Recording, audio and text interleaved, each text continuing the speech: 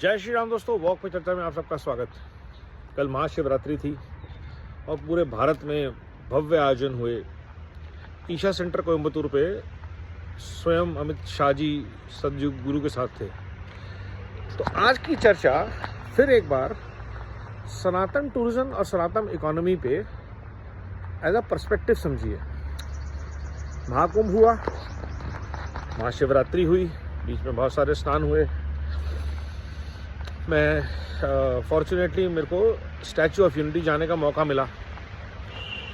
तो सनातन संस्कृति, सनातन इकोनॉमी, सनातन टूरिज्म का भारत के ऊपर क्या प्रभाव पड़ता है, ये एक बहुत ही अच्छा विषय है भारत की प्रगति के लिए, स्पेशली वेल्थ डिस्ट्रीब्यूशन के लिए। क्योंकि जब कोयम्बतूर जैसी जगह, जहाँ पहले शायद सिर्फ बिजनेस के लिए लोग जाते थे, अब स्पिरिचुअलिटी के लिए लोग ट्रैवल करते हैं, तो फ्लाइट्स, बसेस, आसपास की इकोनॉमी, लाखों लोगों को कारोबार, रोजगार मिलता है।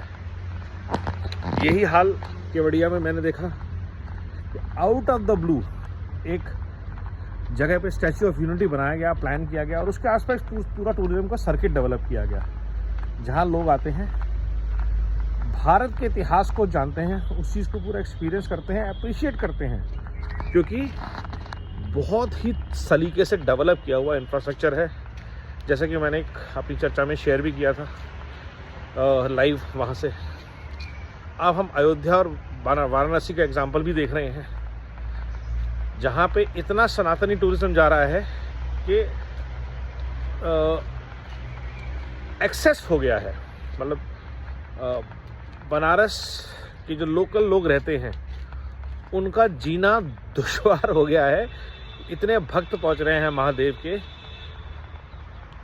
जो कि एक गुड ट्रैवल टू हैव है, क्योंकि lot of economy growth, jobs are getting created. Now imagine, ये पॉसिबिलिटी भारत में ही है पूरे विश्व में। 12 महीने तिरुपति से लेकर रामेश्वरम तक, पद्मनाभ स्वामी से लेकर के सोमनाथ तक, मथुरा से लेकर के वैष्णो देवी तक, यात्राएं, स्पिरिचुअल टूरिज्म, स्पिरिचुअल इकोनॉमी की अपॉर्चुनिटीज़। हमें कोई और मॉडल की ज़रूरत ही नहीं है कि भारत जितना वेल्थ क्रिएट करे, उतना वेल्थ लोग जा के जब इन जगहों पे खर्च करें, वहाँ की लोकल इकोनॉमी, वहाँ के लोकल लोगों को रोज़गार, अपॉर्चुनिटी मिले। जैसा कि अभी केदारनाथ यात्रा में होगा, चार धाम की यात्रा में, जब लाखों लोग चार धाम की यात्रा करते हैं तो लाखों लोगों को उत्तराखंड में, आसपास के क्षेत्रों में रोज़गार मिलते हैं और उस रोज़गार से वो प्रॉपर्टी बनाते हैं, होटल्स बनाते हैं, एसेट्स बनाते हैं और अपने साल भर के लिए आजीविका का इंतज़ाम करते हैं। ऐसे ही जब अमरनाथ यात्रा होती है, वैष्णो देवी यात्रा होती है, ये एक बहुत ही अच्छा वेल्थ डिस्ट्रीब्यूशन का मॉडल है।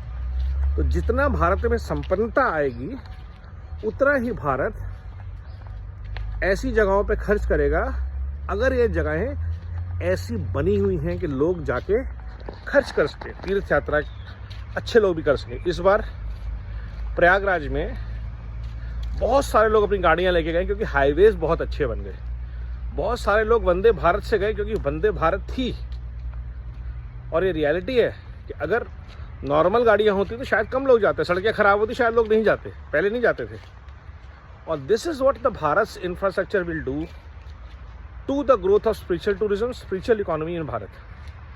अब जब वैष्णो देवी से रोड हाईवे बन जाएगा यहाँ तक का, या उत्तराखंड का, तो देहरादून अगर 2.5 घंटे में है।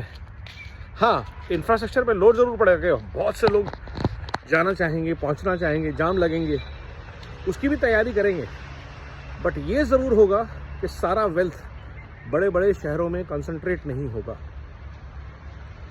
दिल्ली से जब लोग, पंजाब से जब लोग, बड़े बड़े शहरों से जब लोग ट्रैवल करेंगे, तो वो पैसा वहाँ पहुँचाएंगे खुद। This is wealth distribution, Sanatan wealth distribution, Sanatan ecosystem. Prayagraj में अगर 3.5 लाख रुपया पहुँचा है, तो एटलीस्ट 1 लाख करोड़ रुपया कम से कम सिर्फ प्रयागराज के लोगों को मिला होगा। उन्होंने अर्जित किया है इतना धन सनातन इकोनॉमी से, सनातन टूरिज्म से। और यही है असली वेल्थ डिस्ट्रीब्यूशन। अब आप सोचिए कामाख्या देवी, नॉर्थ ईस्ट, ऐसी ही अपॉर्चुनिटीज और किसी सनातन धर्मों के अलावा, चाहे बुद्धिज़्म है, चाहे जैनिज़्म है, चाहे सिखिज़्म है, जब सिख ट्रैवल करते हैं तो बहुत दान पुण्य करते हैं, लंगर तो चलते ही चलते हैं, शॉपिंग होती है। ऐसे ही जब जैन ट्रैवल करते हैं या बुद्धिस्ट ट्रैवल करते हैं, बोध गया एग्जाम्पल है। So the more Bharat explores, upgrades connectivity of spiritual tourism, more world will come to here, more Bharatvasis will travel and share their wealth, and that is how Bharat becomes the services sector, tourism sector, spiritual tourism powerhouse. And that's the power of Sanatan tourism, spiritual economy, Sanatan economy. और ये प्रयास जो सरकार ने 10 साल में करके दिखाया है, ट्रांसफॉर्म किया है, उसके लिए उस सरकार को, नरेंद्र मोदी जी को, नितिन गडकरी जी को, योगी आदित्यनाथ जी को, पुष्कर धामी जी को और बाकी सारी टीम, निर्मला सीतारमण जी को, टेक्नोलॉजी को, अश्विनी वैष्णव जी को, सुरेश प्रभु जी को, जिन्होंने शुरू की थी यात्रा, ऐसे सब परिश्रमी जीवियों को, भारत के सपूतों को, बेटियों को शत शत साधुवाद और नमन। नमो भारत, वंदे मातरम, जय हिंद।